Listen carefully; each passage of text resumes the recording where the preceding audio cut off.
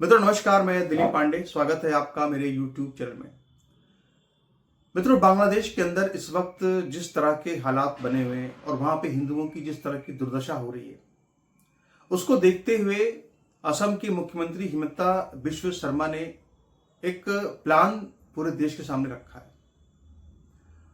और वो प्लान उन्होंने इसलिए रखा है क्योंकि किसी तरह से बांग्लादेश के अंदर जो 2 करोड़ हिंदू रह रहे हैं, उनकी जान को बचाया जाए, उनकी इज्जत बचाई जाए, वहां की जो महिलाएं हैं उनकी इज्जत बचाई जाए। और सबसे बड़ी बात यह है कि उन्होंने पूरा ये संकेत किया कि मोहम्मद यूनुस इस वक्त जो है बांग्लादेश का एक तरह से सर्वे सर्वा है वहां पे आधिकारिक रूप से, और यही समय है और बिल्कुल सही समय है। यानी उन्होंने कहा कि बड़े एक्शन का समय यही है। तो हिमंता बिस्वा शर्मा ने आखिर जो प्लान रखा है वो प्लान क्या है, और ऐसे मौके पर यह प्लान रखा गया है जबकि आप देखिए तो लगातार हिंदुओं के खिलाफ जो हिंसा है उसका एक दौर चल रहा है। अभी जो नया दौर चल रहा है हिंदुओं के खिलाफ हिंसा का, इसको लेकर के कल एक बहुत ही दुखद समाचार आया है बांग्लादेश के चटगांव से। और चटगांव में एक वहां पे गांव है जिसका नाम है रजबवा गांव करके। तो उस पूरे पूरे गांव को, हिंदुओं का पूरा गांव है, उस पूरे गांव को कल जिहादियों ने जलाकर राख कर दिया। मतलब हिंदुओं को मारने के लिए बाकायदा गांव के अंदर जितने भी हिंदुओं के घर थे उनके घर पे आगे से उनके घर को पूरा लॉक कर दिया गया, ताला मार दिया गया, पूरे घर को बंद कर दिया गया कि कोई घर से बाहर निकल ना सके। और इसके बाद फिर केरोसिन डाल डाल के पूरे घरों में आग लगा दी गई। अब आग लगा के वहां से वो भाग निकले। अब ये बताया जा रहा है साहब कि हिंदुओं ने दीवारों को तोड़ करके, यानी वो किसी तरह से दीवारों को तोड़ तोड़ करके अपनी जान को उन्होंने बचाया है बड़ी मुश्किल से। और इस घटना को लेकर तस्लीमा नसरीन ने भी टिप्पणी की है, और भी कई जो लोग हैं वो लगातार टिप्पणियां कर रहे हैं। तो कोई भी जो वहां पे ना वहां पे रेप रुक रहा है हिंदू महिलाओं के साथ में, ना वहां पे पुरुषों को मारना रुक रहा है, उन्हें हिंदू मर्दों को जलाकर मार दिया जा रहा है, और जो औरतें हैं उनके साथ रेप किया जा रहा है। तो पूरी तरह से एक जो जिहाद है वो बांग्लादेश के अंदर इस वक्त चल रहा है। लगातार रोज नई नई खबरें आती हैं, कुछ तो कुछ नया अपडेट रोज वहां पे आता है। और मौजूदा स्थिति इस वक्त की ये है कि जो पाकिस्तान का जो पूरा कट्टरपंथी मौलाना है, जो पाकिस्तान के जो चरमपंथी लोग हैं, लश्कर तैयबा के और तमाम जैश के जो मौलाना है, वो सब के सब जो है अब बांग्लादेश पहुंच रहे हैं। और वहां पहुंच करके पूरा बाकायदा अपने जिहादी अभियान को चला रहे हैं। और ये कह रहे हैं कि साहब बिल्कुल अब जो कहा है बड़ी किताब में उसको करने का वक्त आ गया, और यहाँ पूरा हिंदुओं का सफाया, ये सब वहां पे भाषण पूरे दिए जा रहे हैं। मतलब पूरे बांग्लादेश में हिंदुओं को साफ करने का अभियान जो है वो शुरू हो चुका है, तो दिखा जाए तो। अब ऐसी स्थिति में आप देखिए कि कल क्या हुआ कि पूरे देश के अंदर विरोध प्रदर्शन हुए। जैसे विश्व हिंदू परिषद, बजरंग दल, अब सभी जो हिंदू संगठन है वो सभी संगठन कल पूरे देश में कूद पड़े, सड़कों पर आए। उन्होंने पूरा जम करके एक प्रोटेस्ट किया। उनके अंदर गुस्सा, हर हिंदू के अंदर बहुत गुस्सा है। और वो गुस्सा क्यों है? गुस्सा इसलिए है क्योंकि आप देखिए कि जिस तरह से दीपू चंद्र दास को मारा गया, तो उनका जो आखिरी वीडियो सामने आया है उसमें वो जिस तरह से बिल्कुल उनके चेहरे पर ये खौफ दिख रहा था कि बस आने वाला जो पल है वही मौत का पल है, वही मौत हो जाएगी। वो पुलिस के कब्जे में थे, पुलिस आती उनको बचा सकती थी, लेकिन पुलिस ने उनको भीड़ को सौंप दिया। और आखिरी वक्त में जो वो जिस तरह से गिड़गिड़ा रहे हैं अपनी जान बचाने के लिए, वो दृश्य बिल्कुल करुणा से भरे हुए दृश्य हैं। कोई इनको देख नहीं सकता, और वो देखेगा तो अगर वो उसके कलेजे में अगर जरा भी कोई कुछ अगर भाव ना उठे, करुणा ना उठे, तो इसका मतलब फिर वो इंसान नहीं है, फिर वो हैवान है। तो इस तरह की तस्वीरें देश देख रहा है, हिंदू देख रहा है। यही वजह है कि इतना ज्यादा प्रोटेस्ट वहां पे हुआ कि जो बैरिकेड्स लगे हुए थे दिल्ली में, चाणक्यपुरी जहां पर की उच्चायोग है बांग्लादेश का, तो वो जो बैरिकेड्स थे वो बांग्लादेश के उच्चायोग से लगभग 800 मीटर दूर लगे हुए थे, और बैरिकेड्स को तोड़ करके थोड़ा सा अंदर आ गए। यानी वो लगभग 800 मीटर दूर ही थे प्रदर्शनकारी। इसके बाद उनको बल प्रयोग करके हटाया गया वहां से। इस घटना को इतना बड़ा मुद्दा बनाया बांग्लादेश की सरकार ने कि जो हमारे उच्चायुक्त हैं प्रणय वर्मा, भारत के बांग्लादेश के अंदर, उनको कल तलब कर लिया। उनको बुलाया गया और कहा गया कि भाई जो बांग्लादेश के ऑफिसर्स हैं उच्चायोग में दिल्ली में, उनकी सुरक्षा को सुनिश्चित किया जाए।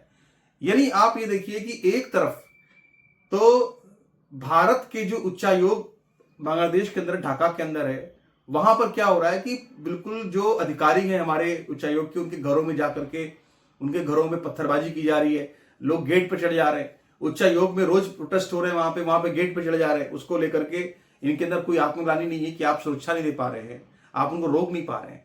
और दूसरी तरफ देखा जाए तो हम जो कि हमारे जो प्रोटेस्टर्स थे वो ढाका में जो उच्चायोग है वहां से लगभग 800 मीटर दूर थे। इसके बावजूद भी देखिए तो उस पर जो है इन्होंने आपत्ति कर दी कि आप हमारी सुरक्षा सुनिश्चित कीजिए। और आप देखिए कि हम क्या है कितनी ही बातें करें हिंदुओं को लेकर के, लेकिन सच्चाई ये है कि कल जब पश्चिम बंगाल में प्रोटेस्ट चल रहा था तो वहां पे हिंदू संगठन प्रोटेस्ट कर रहे थे। एक तो ये कि जो टीएमसी वगैरह है वो कोई प्रोटेस्ट भी नहीं कर रही है, जो भी वहां पे हुआ दीपू चंद्र दास के साथ में। दूसरा ये कि जो कोलकाता के अंदर जो बांग्लादेश का उप उच्चायोग है वहां पर कल जब प्रोटेस्ट हो रहा था तो उन प्रोटेस्टर्स को बाकायदा ममता की पुलिस ने लाठीचार्ज वहां पे किया, लोगों के खून निकल आए, लोग घायल हो गए। तो आप सोचिए कि हिंदुओं की आवाज अगर कोई हिंदू उठा रहा है हिंदुस्तान के अंदर तो उसको भी पिटना ही पड़ रहा है। ये स्थिति हम यहाँ पे देख रहे हैं।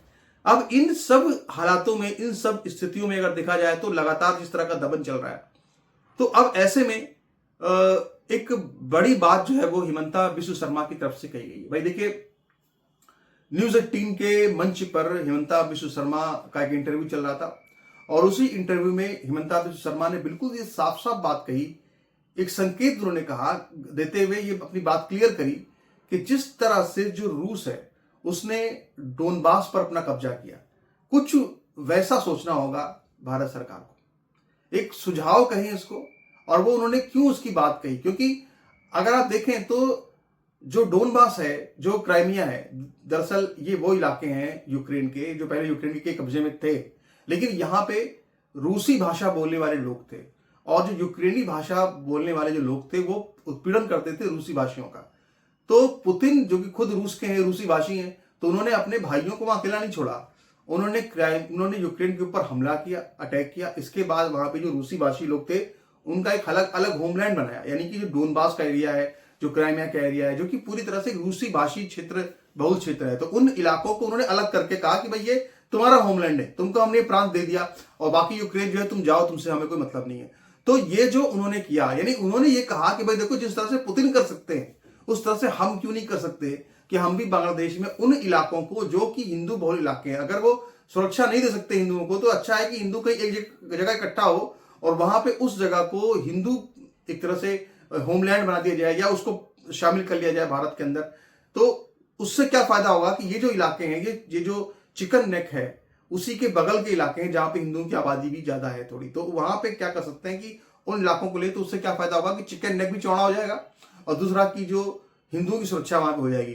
तो ये जो उन्होंने सुझाव दिया है उसमें उन्होंने दो बहुत महत्वपूर्ण बातें कही। वो क्या, एक तो ये कि यही समय है, सही समय है, यानी मोहम्मद यूनुस जो कि इस वक्त बांग्लादेश के मुख्य कार्यवाहक अधिकारी हैं, तो उन्होंने कहा कि भाई ये कि यूनुस को तो संभाल नहीं पा रहा, और उन्होंने ये कहा कि भाई जब दवाई से काम ना हो तो सर्जरी करनी पड़ती है, तो सर्जरी का वक्त उन्होंने कहा कि आ चुका है। ये उनके साफ साफ उनके बोल है, मैं इसमें कुछ ऐसी बात नहीं कह रहा कि कोई अपनी तरफ से कह रहा हूं। तो अगर देखा जाए तो बिल्कुल पिक्चर उन्होंने क्लियर करी, और ये इसलिए महत्वपूर्ण मानता हूं क्योंकि अमित शाह की जो टीम है उसके बहुत कोर मेंबर है हिमंता बिस्व शर्मा, और अमित शाह एक बहुत ही महत्वपूर्ण व्यक्ति भारत सरकार में जो कि वाकई में सरकार को चलाने वाले लोगों में से हैं। और जिस तरह से लगातार अगर देखा जाए तो चाहे वो प्रियंका गांधी हो, चाहे वो इमरान मसूद हो, बहुत सारे मुसलमान नेता हो, सिख हो, सब जो है ट्वीट कर रहे हैं कि बांग्लादेश में हिंदुओं के साथ जो हो रहा है गलत हो रहा है।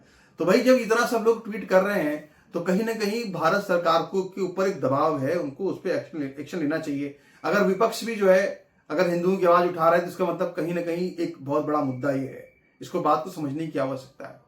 तो अब अगर हमें उन 2 करोड़ हिंदुओं को अल्लाह के भरोसे नहीं छोड़ना है कि वो कट जाए मर जाए, ऐसा नहीं करना है, तो हमें कुछ कदम उठाने पड़ेंगे और किसी भी तरह से उनकी जान बचानी पड़ेगी, क्योंकि एक गलती पाकिस्तान में हो चुकी है। पाकिस्तान ने देखा हमने किस तरह से हिंदू साफ हो गया पूरी तरह से, धीरे धीरे उनकी आबादी पूरी खत्म हो गई और रोज खबरें वहां से आती हैं, धीरे धीरे वो एक आम समाचार हो गए कि ये तो वहां पर रोज किडनैपिंग होती है, रोज हिंदू मारते हैं, तो लोगों ने उसको भुला दिया कि ठीक है वो होता रहता है। इस तरह से अगर हम बांग्लादेश को भुला देंगे तो यहाँ पे 2 करोड़ की आबाद पॉपुलेशन है हिंदुओं की, बहुत उनके साथ बुरा हो जाएगा।